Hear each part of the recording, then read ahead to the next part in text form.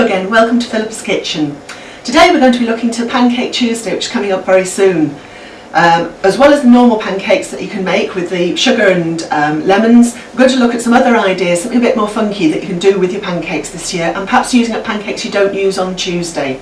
I'm going to be doing a minced steak with onions, red wine, and then finished off with mozzarella cheese and cooked off in the oven so that the cheese all melts. It's really tasty. I've got some beautiful salmon fillets, so these are a healthier option if you're watching what you're eating.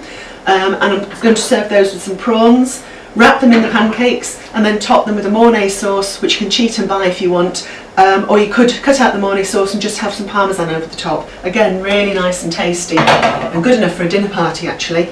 And then for the kids, a nice sweet one. We've got some pecan nuts. You can use actually any nuts, but pecans work particularly well. And bananas chopped up with a toffee sauce all over the pancakes. Absolutely delicious. Right, so the first thing you want is your pan has to be literally smoking hot. You'll actually see the smoke starting to come off.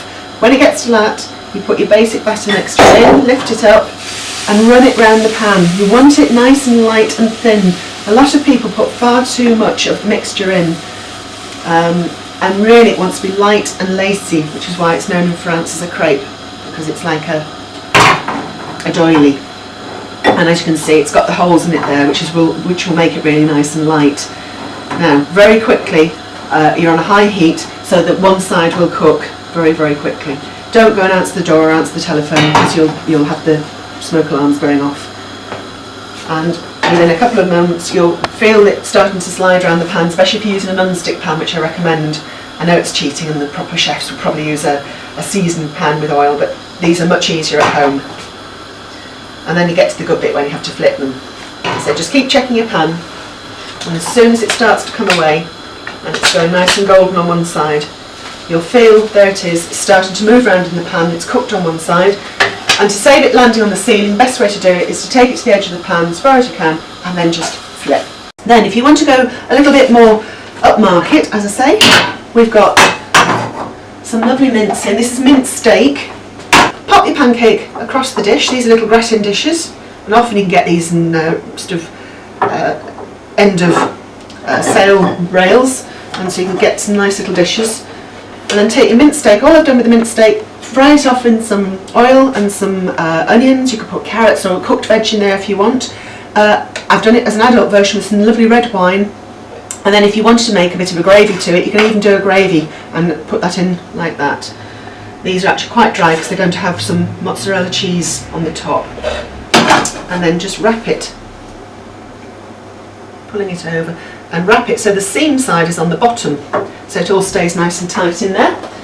And then sprinkling up mozzarella.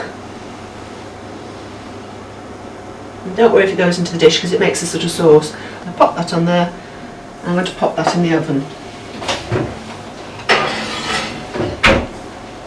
And it won't take any time at all. There we go. And that is your absolutely scrummy, very hot. I'm going to do one for the children, they're really scrummy for adults as well. I'm using pecan nuts and banana, so I'm just going to start the pan off. And this is going to be making a toffee sauce in the pan. It's so easy, people don't realise how quick and easy it is to make. Some soft brown sugar, so you can do that again by eye. It's going to be about 3 of those. And soft brown sugar works best for this one. A big nut, so they'll need to warm through. So just mix those together, and that's your toffee sauce on the way. It could take a couple of moments, that's all to make. And whilst that's warming through, minutes now, and this is what you want. The bubbles will get really nice and big, and the sauce is hot through. And you do need it to bubble till it's going a caramelly colour, otherwise it will have a raw flavour about it. And this is absolutely scrumptious.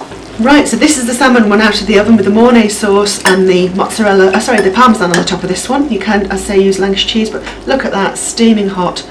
And in there, all I've done is flake some fresh salmon that I cooked in white wine, bit of parsley, black pepper and some prawns, and that is how simple it is. Same method, roll it over so that the seam is underneath, the creased bit's underneath, Mornay sauce or just some cheese on the top, and it's absolutely delicious. Great supper dish as well for night in the week.